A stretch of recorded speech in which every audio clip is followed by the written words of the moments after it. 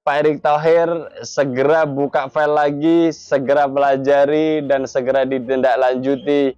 Ini pemain oke punya. Menjadikan pemain ini layak dan potensial jika berseragam tim nasional Indonesia. Sudah menjalani proses ya, dan tinggal pengambilan sumpah, dijadwalkan segera agar segera bisa berseragam tim nasional Indonesia. Itulah kenapa Pak Erick Thohir mengisyaratkan akan kembali menaturalisasi pemain yang posisinya sebagai striker dan kemudian gelandang.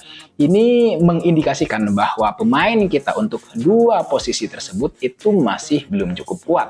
Apalagi kalau menghadapi tim-tim kuat misalnya gitu ya. Jadi saya sangat sepakat dengan perkataan Pak Erick Thohir yang menargetkan bakalan menambah kekuatan di lini serang dan kemudian juga di lini tengah.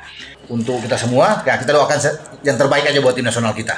Ya, pokoknya kita dukung terus tim nasional kita dan tantangan bagi STY untuk ke depan untuk mendapatkan hasil yang positif di saat kita melakoni dua laga tandang.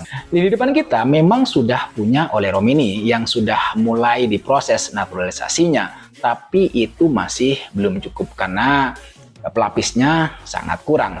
Begitu juga dengan pemain di lini tengah. Saat ini kita memang sudah punya Tom Haye, misalnya Ivar Jenner dan kemudian Nathan. Tapi komposisi ini itu masih belum cukup kuat gitu ya. Dan memang harus ditambah.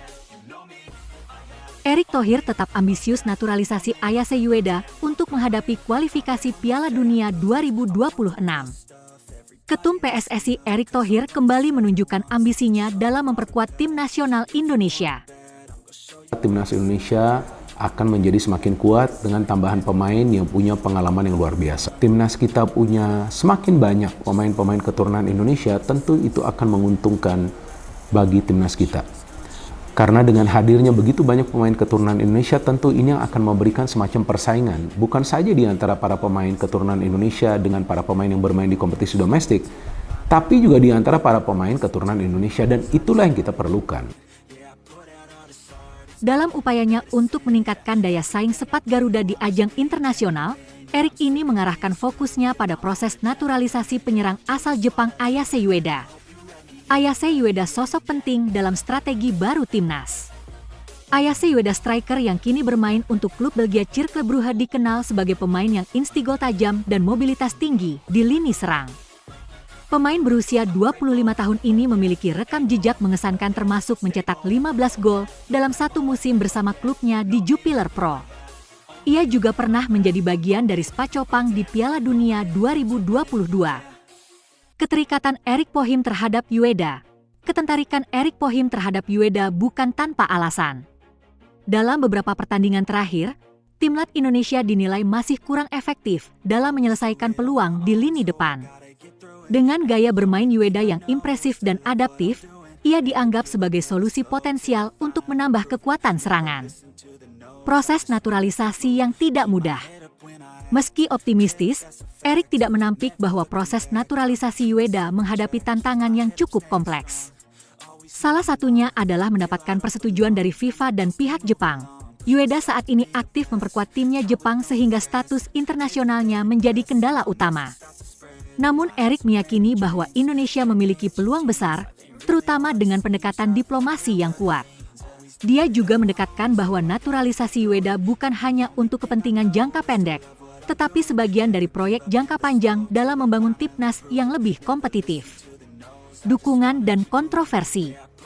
Langkah Erick ini mendapat dukungan dari berbagai pihak, termasuk para penggemar sepak bola Indonesia yang mendapatkan keadilannya pemain berkualitas di timnas. Namun tidak sedikit yang kritik keputusan ini sebagai pihak menilai bahwa PSRC seharusnya lebih fokus pada pengembangan pemain lokal daripada mengandalkan pemain naturalisasi. Menanggapi kritik tersebut, Erick mengagaskan bahwa naturalisasi adalah bagian dari strategi yang telah terbukti berhasil di berbagai negara. Dia juga memastikan bahwa program pengembangan pemain muda tetap menjadi prioritas utama PSRC. Langkah ini sangat penting bagi Indonesia untuk menjaga peluang lolos ke putaran final Piala Dunia 2026. Erick berharap bahwa proses naturalisasi Ueda dapat selesai tepat waktu sehingga ia bergabung dengan skuad Garuda sebelum pertandingan tersebut. namun juga tidak memungkinkan PSRC tetap menyiapkan skenario alternatif dengan memaksimalkan pemain lokal dan naturalisasi lainnya yang sudah lebih dulu bergabung seperti Sandy Walsh dan Jody Ahmad.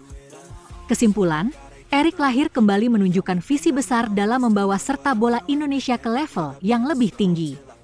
Meski langkah naturalisasi ayahnya Ueda menghadapi berbagai tantangan, ambisi ini mencerminkan komitmen kuat untuk menciptakan tim nasi yang mampu bersaing di kancah internasional. Dengan dukungan penuh dari berbagai pihak, perjalanan panjang menuju kualifikasi Piala Dunia 2026 diharapkan menjadi momentum kebangkitan sepak bola Indonesia. Pertanyaannya kini, apakah Ueda benar-benar akan menjadi bagian dari skuad Garuda? Semua mata akan tertuju pada langkah berikutnya dari Erik Thohir dan PSSI. Keterikatan Erik Thohir terhadap Ueda. Ketertarikan Erik Thohir terhadap Ueda bukan tanpa alasan. Dalam beberapa pertandingan terakhir, tim nasi Indonesia dinilai masih kurang efektif dalam menyelesaikan peluang di lini depan. Dengan gaya bermain Ueda yang impresif dan adaptif, ia dianggap sebagai solusi potensial untuk menambah kekuatan serangan. Proses naturalisasi yang tidak mudah. Meski optimistis, Erik tidak menampik bahwa proses naturalisasi Ueda menghadapi tantangan yang cukup kompleks. Salah satunya adalah mendapatkan tujuan dari FIFA dan pihak Jepang. Ueda saat ini aktif memperkuat tim nasi Jepang sehingga status internasionalnya menjadi kendala utama. Namun Erik meyakini bahwa Indonesia memiliki peluang besar, terutama dengan pendekatan diplomasi yang kuat. Ia juga mendekatkan bahwa naturalisasi Ueda bukan hanya untuk kepentingan jangka pendek, tetapi sebagian dari proyek jangka panjang dalam membangun tim nasi yang lebih kompetitif. Dukungan dan kontroversi. Langkah Erik ini mendapat dukungan dari berbagai pihak, termasuk para penggemar sepak bola Indonesia yang mendapatkan keadilannya pemain berkualitas di tim nasi. Namun tidak sedikit yang kritik keputusan ini. Sebagai pihak menilai bahwa PSRC seharusnya lebih fokus pada pengembangan pemain lokal daripada mengandalkan pemain naturalisasi. Menanggapi kritik tersebut, Erik menegaskan bahwa naturalisasi adalah bagian dari strategi yang telah terbukti berhasil di berbagai negara. Ia juga memastikan bahwa program pengembangan pemain muda tetap menjadi prioritas utama PSRC. Persiapan menuju pertandingan melawan Arab Saudi. Pertandingan melawan Arab Saudi diceturkan berlangsung pada 21 November 2024 di Jakarta. Lagi ini sangat penting bagi Indonesia untuk menjaga peluang lolos dan final Piala Dunia 2026. Dengan persiapan di grup C yang ketat, kemenangan atas Arab Saudi bisa menjadi penentu.